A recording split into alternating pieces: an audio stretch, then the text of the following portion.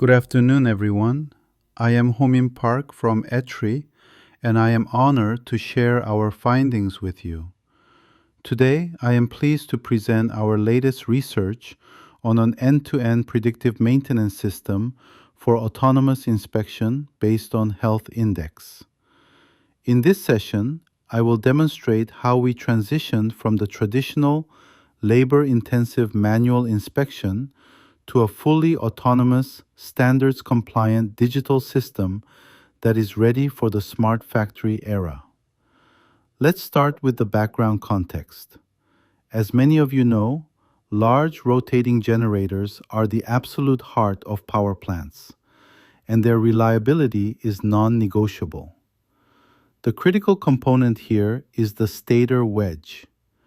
If these fasteners loosen over time, it can lead to catastrophic vibration and eventual machine failure. Currently, to prevent this, we rely on the percussion test. It's a rather primitive method, where a trained operator physically strikes the wedge with a hammer and listens to the sound to judge its tightness. However, this manual method has severe limitations that we need to address. First, there is the issue of operator subjectivity. The results depend entirely on the operator's individual hearing and experience, which varies from person to person. It's very hard to get consistent objective data. Second, environmental noise. Power plants are incredibly loud environments. Even expert ears struggle to distinguish the subtle acoustic signatures of a defect amidst that roar. Third, idle time. Manual inspection is inherently slow and sequential, causing expensive downtime for the generator. Finally, there is a data traceability gap. We have no digital history of these inspections, making any kind of long-term predictive trend analysis virtually impossible. This brings us to our core motivation. Our goal is to fundamentally shift the paradigm to an autonomous digital inspection. We aim to replace subjective human judgment with objective digital systems and seamlessly integrate this with mobile manipulators for full autonomy. And most importantly, we want to provide explainable AI. It is crucial that field engineers can physically trust the results and understand the logic, rather than relying on an opaque, black box decision that they cannot verify. To achieve this ambitious goal, we set three main objectives for this research. First, build a complete end-to-end pipeline, covering everything from raw data acquisition at the sensor level to the final report generation. Second, ensure full ISO standard compliance, specifically ISO 13374 and 13379, to guarantee industrial interoperability and standardized data handling. And third, guarantee industrial-grade robustness, ensuring the system works reliably and consistently, even in the harsh, high-noise environments of a real power plant. Here is the detailed overview of our proposed WFSPM system architecture.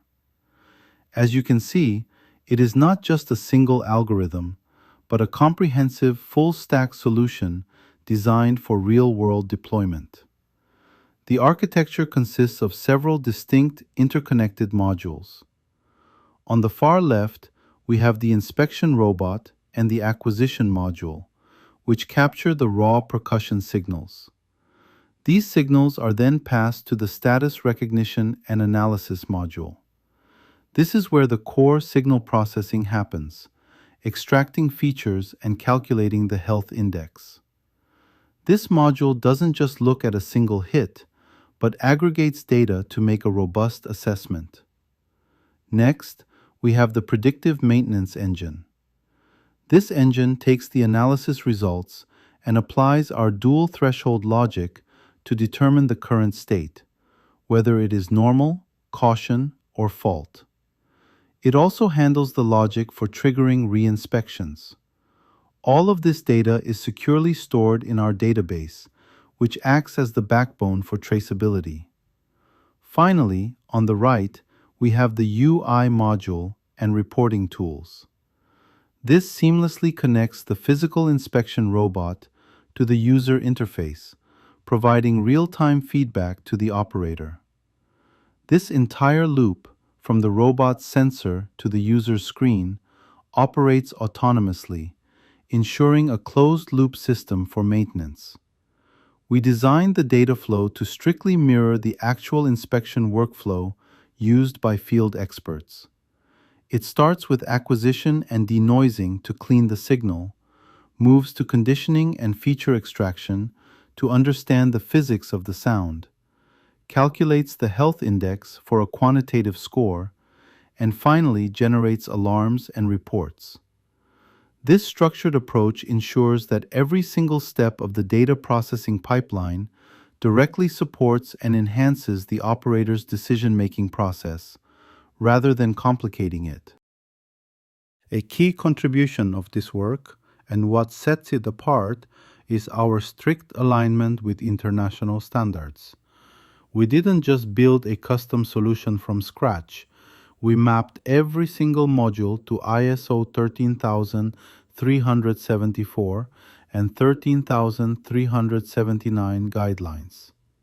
For example, our data acquisition block matches ISO 13374 Part 1 requirements, and our alarm generation logic follows the diagnostic guidelines of ISO 13379. This ensures our system is not a siloed tool, but one that can easily integrate with existing industrial frameworks and legacy systems. For effective predictive maintenance, data traceability is everything. We organized our data into a structured multi-level hierarchy, comprising asset, session, and sample levels. Crucially, every single signal captured is permanently linked with its specific metadata, such as slot ID, wedge ID, and the exact timestamp.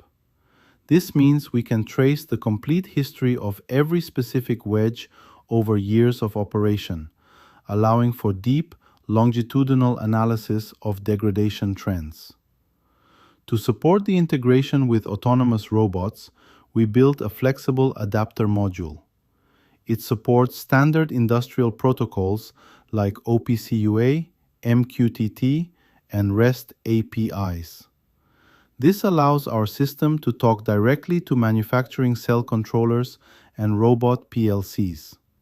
For instance, if a defect is found during a scan, the system can automatically trigger a robotic reinspection command to verify the result, all without any human intervention. While we focus on acoustic signals in this presentation, our architecture is fundamentally sensor agnostic. The core analytical logic, specifically the health index calculation and threshold management, is completely independent of the sensor type being used. Whether you decide to use vibration, thermal, or computer vision sensors in the future, the backend logic remains exactly the same, ensuring maximum scalability and flexibility for the system. Now, let's look at part 2, the signal processing pipeline. We use a robust 4-stage process to ensure data quality. First, DC removal to fix any baseline drift from the sensors. Second, bandpass filtering, specifically from 0.3 to 8 kHz, to isolate the relevant impact sound. Third, impact alignment to synchronize the peak energy of every hit. And finally, RMS scaling to normalize strike force variations. This standardization is vital, as it ensures that every signal is comparable for consistent feature extraction. The biggest challenge in the field is undoubtedly noise. To combat this, we developed a specialized denoiser using a U-Net style architecture. As you can see in the diagram, This deep learning model preserves the sharp transient impact of the strike, which contains the defect information, while aggressively suppressing broadband background noise. The result is remarkable. We maintain over 90% accuracy even at a critically low SNR of 5 decibels, a condition where traditional methods would fail completely. For the AI model, we deliberately chose explainability over complexity. Instead of using a black box deep learning classifier, we use 14 engineered features, such as MEL spectrograms, spectral centroid, and kurtosis. This allows field engineers to physically understand why an alarm was triggered. For example, a shift in the centroid feature might directly indicate a change in the material stiffness of the wedge, providing actionable physical insight. For anomaly detection, we employ the Mahalanobis distance. Unlike simple Euclidean distance, MD explicitly accounts for the correlations between different features. If two features usually change together, MD recognizes that behavior as normal. We calculate this statistical distance from the normal distribution and linearly map it to a 0 to 100 health index. This gives operators a simple, intuitive score to work with. 100 is perfect health, and 0 indicates a complete failure. We don't just use a simple pass/fail binary. We implemented a sophisticated dual threshold strategy using tau 1 and tau 2. Anything below tau 2 is a clear fault, but the region between tau 1 and tau 2 is what we call the caution zone.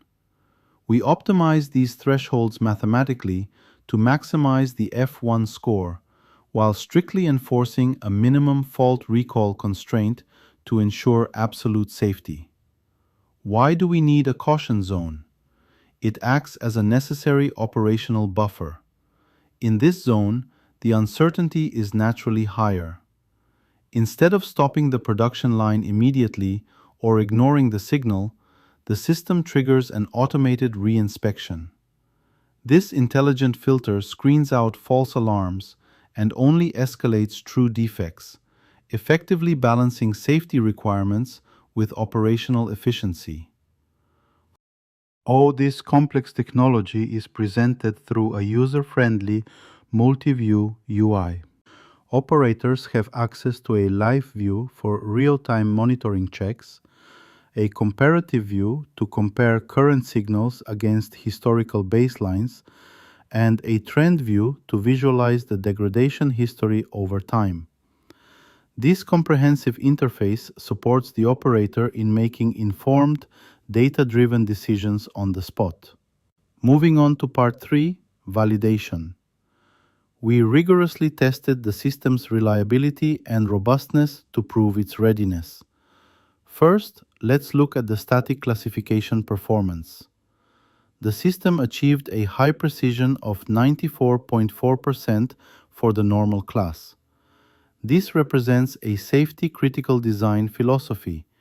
It means if the system says a component is safe, you can trust that assessment with high confidence. We have minimized the risk of missing a potential defect to the absolute lowest level. The confusion matrix further confirms our conservative design approach. Most errors are clustered between caution and fault, which is a natural ambiguity during the degradation process. Importantly, there is minimal critical leakage. Very few faults were misclassified as normal. This proves the system is safe and conservative enough for real-world industrial deployment. What about noise robustness? We tested the system at various SNR levels. As shown in the table, without the denoiser, looking at the left numbers, accuracy drops significantly at 5 decibels.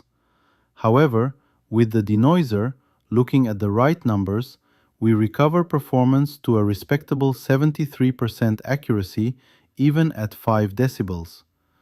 This proves our system is robust against severe industrial noise conditions. To validate the system's predictive capabilities, we simulated three realistic degradation scenarios: ramp down, S-curve, and step recovery. These represent the most common patterns we see in the field. We tracked how the health index, shown as the black line, behaves over time against our defined thresholds. We evaluated this using standard PHM metrics. Trendability, represented by the orange bar, is excellent, meaning the health index tracks the actual degradation accurately. Prognosability, the green bar, shows strong clustering near failure points. This confirms that our health index is a reliable, trustworthy indicator of the asset's health status.